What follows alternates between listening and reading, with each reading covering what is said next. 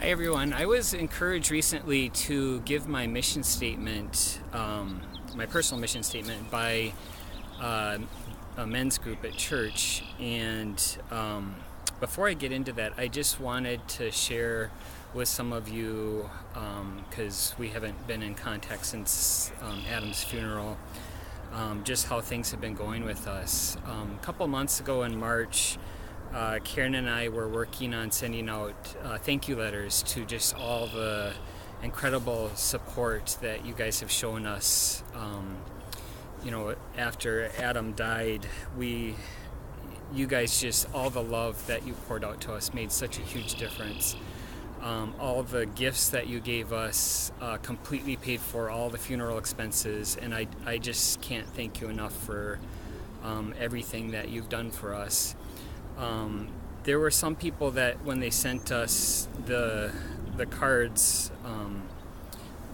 expressing their condolences, that they would write no thank you required, and Karen and I talked about it and we prayed, and we just really wanted to express that thank you to you, and so actually we are in the process of writing thank you letters. I realize this is several months later, but a couple months ago I wrote a letter letting everyone know how things have been going, and really just what I wanted to share with you was what God had been doing in our lives since then.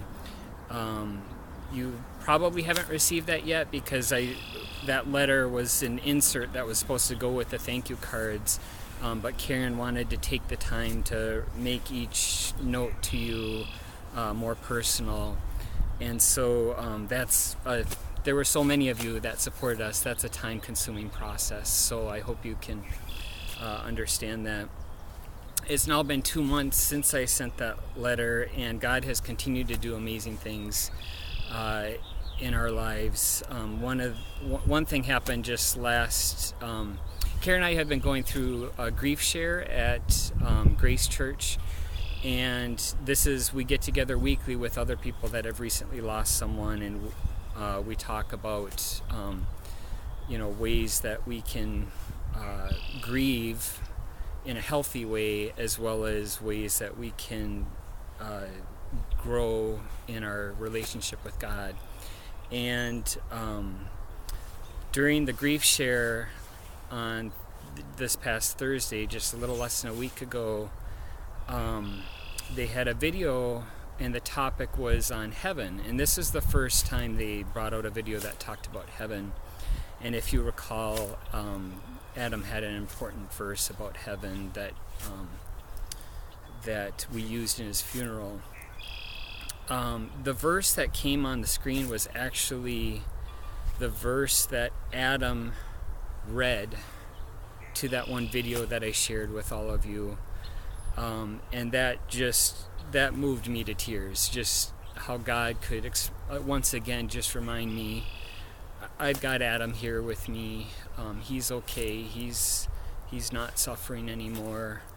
But for God to just send that personal note that that exact verse from 2 Peter 3 verse 9 that Adam had read, that came up on the screen. So it's just I thought about writing a second letter to let you guys know about that, but you're getting a video instead, and I realize you're gonna receive the video before you get the letter, but just so you know, the letter is something I wrote back in March. So with that being said, my mission statement. Now, I've created a mission statement for my virtual reality company, and that mission statement is to use virtual reality in order to improve and save lives. That's very different from creating a personal mission statement.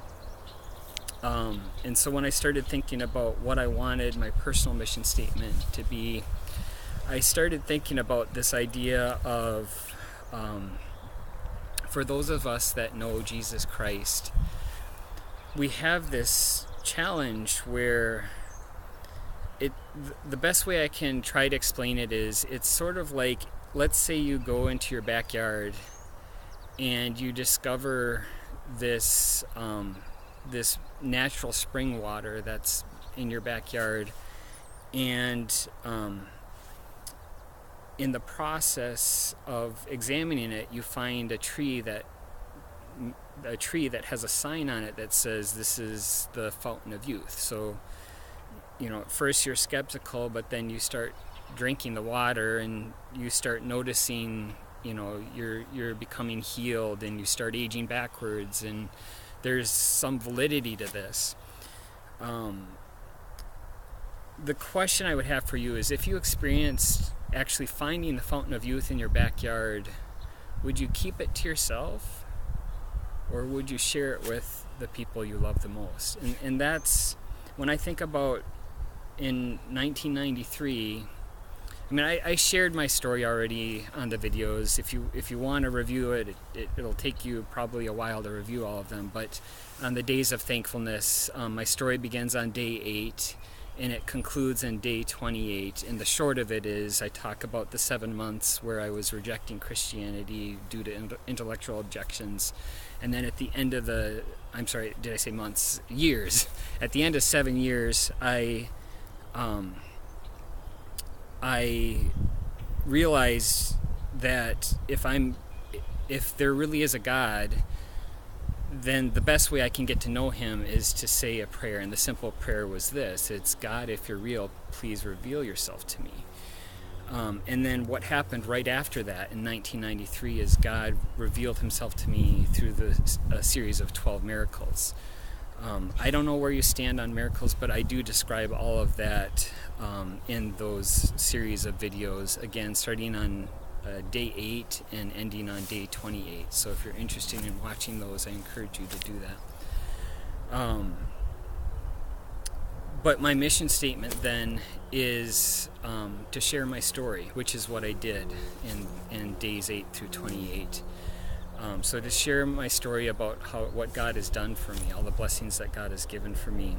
And then related to the virtual reality, it's also to use the gifts that God has given me to improve and save other people's lives. So that's my mission statement.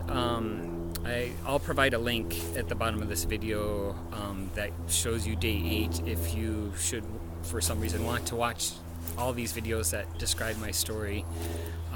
It's not something that you're probably going to sit down and watch back to back, but if you over the next few months want to watch a few of them, by all means feel free to do so. And I just want to thank you all once again for all the tremendous love and support that you've shown our family.